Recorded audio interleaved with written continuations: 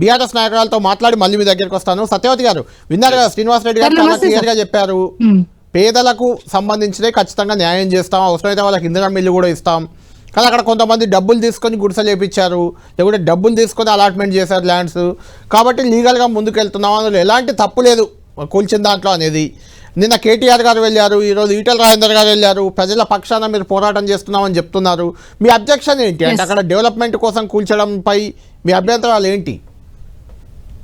ఏ development కోసం కూల్చారు sir? Bhoodan భూములలో గుడిసెలు వేసుకున్న వాళ్ళ పేద వాళ్ళ గుడిసెల్ని అక్కడ అసలు ప్రభుత్వ భూమే లేదు డెవలప్మెంట్ చేయాలంటే, అందుకోసం కొంత భూమి ఉంచుకుంటున్నాం అనేది వాళ్ళ వెర్షన్. అవ్వచ్చు సార్, ఏ ప్రభుత్వాలైనా అభివృద్ధి కోసం, లేదంటే కలెక్టర్ ఆఫీసులు కట్టడానికో, లేకపోతే ప్రభుత్వానికి సంబంధించినటువంటి అభివృద్ధి కార్యక్రమాన్ని కొనసాగించడానికి, ప్రభుత్వ ఆఫీసులు కట్టడానికి భూమి సేకరణ అనేది అది ఏ ప్రభుత్వాలైనా చేస్తాయి. కానీ కొన్ని సంవత్సరాలుగా అక్కడ పేదవాళ్ళు గుడిసెలు వేసుకొని ప్రాపర్టీ ట్యాక్సులు కట్టి పక్కా ఇళ్లు నిర్మించుకున్న వాళ్ళ ఇల్లులని నోటీసులు లేకుండా కూలగొట్టారు. అర్ధరాత్రి వచ్చి కూలగొట్టాల్సిన అవసరం ఏముంది? ఒక దేశం మీద, శత్రు దేశం మీద గనక యుద్ధం చేసినట్టుగా యుద్ధ ప్రాతిపదికన సార్ దేనికైనా ఒక పద్ధతి ఉంటుంది. నేను మీరు మాట్లాడినంతసేపు మాట్లాడలేదు, మీరు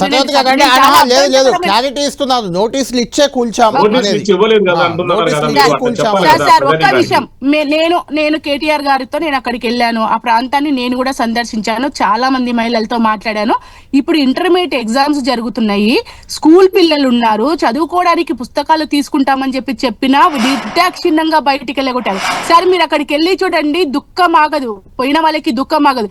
ఎక్కడికక్కడ పడక బట్టలు, అదే విధంగా పుస్తకాలు, వండుకున్న గిన్నెలు ఏవి కూడా. సార్ నోటీసులు ఇస్తే ఖచ్చితంగా మీరు ఖాళీ చేయాల్సి, జస్ట్ నోటీస్ ఇస్తే సరిపోతుందా? ఇవాళ నోటీస్ ఇచ్చినామని చెప్తున్నారు, 1కి 2 సార్లు వాళ్ళకి చెప్పి ఒక పద్ధతి ప్రకారం పంపిస్తారా? లేకపోతే పంపించిన తర్వాత సార్ ఒక ఇందిరమ్మ ఇల్లు నిర్మించాలి అంటే ఎన్ని రోజులు పడుతుంది సార్?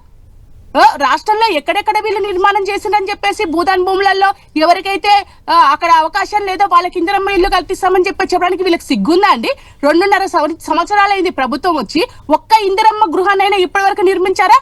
వీళ్ళు గుడిసెలు వేసుకొని వాళ్ళ బతుకులు జీవనాధారం చేస్తుంటే వాళ్ళని బయటికి వెళ్ళగొడితే, ఇప్పుడు వచ్చేది ఎండాకాలము, పసిపిల్లలు ఉన్నారు, చదువుకునే వాళ్ళు ఉన్నారు, వాళ్ళ ఎగ్జామ్స్ డిస్టర్బ్ అయిపోయినాయి.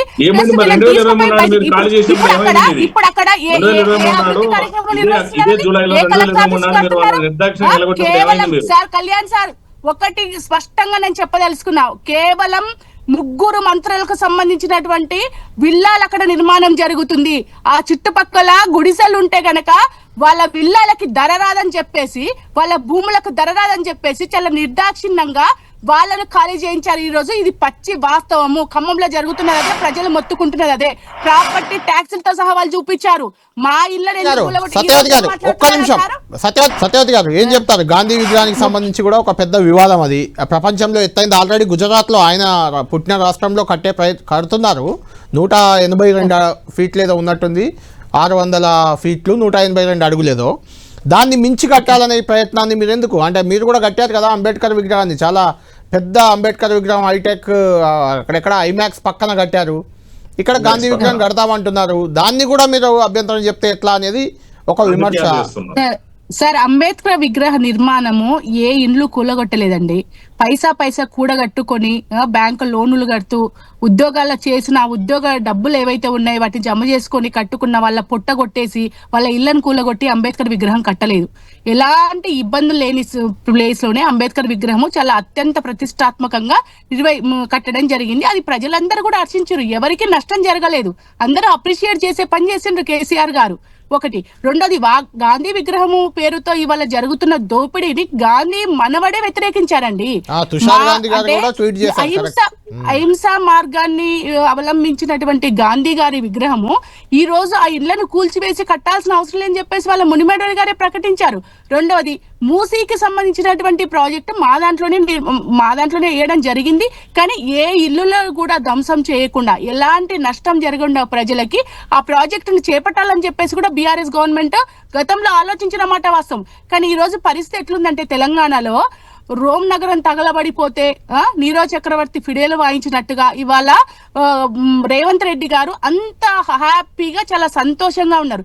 పేదలేమో బయటపడి వాళ్ళ బతుకులు ఛిద్రమైన అని చెప్పేసి బాధపడుతుంటే స్టూడెంట్స్ బయటకు వచ్చి మాకు ఎగ్జామ్స్ ఉన్నాయి, మమ్మల్ని ఇబ్బంది పెట్టకండి ఈ సమయం చెప్పేసి వేడుకుంటుంటే, అటువైపు విశ్రాంత ఉద్యోగులు కావచ్చు, అట్లాగే ఏదైతే వాళ్ళ తదనానంతరం అంటే వాళ్ళ లైఫ్ హ్యాపీగా సంతోషంగా జీవించాలి 60 ఏళ్ల తర్వాత ఎవరైతే విశ్రాంతి తీసుకునే వాళ్ళు ఉన్నారో వాళ్ళు బతలాడినా, ఎవ్వరు బతలాడినా కానీ దాని మీద ఒక నిర్ణయం తీసుకోకుండా చాలా నీచంగా వ్యవహరిస్తున్నారు. రెండోది, అసలు మూసి అనేది కాంగ్రెస్ ప్రభుత్వం వాళ్ళ మేనిఫెస్టోలో లేదండి. కానీ వాళ్ళు ఎందుకు తీసుకొస్తున్నారు అని అంటే, రాహుల్ గాంధీకి, ప్రియాంక గాంధీకి, ఆ కుటుంబానికి కొన్ని వేల కోట్ల రూపాయలు ఇవ్వడానికి మేము సిద్ధంగా ఉన్నామని చెప్పినటువంటి మాటని నిలబెట్టుకోవడం కోసం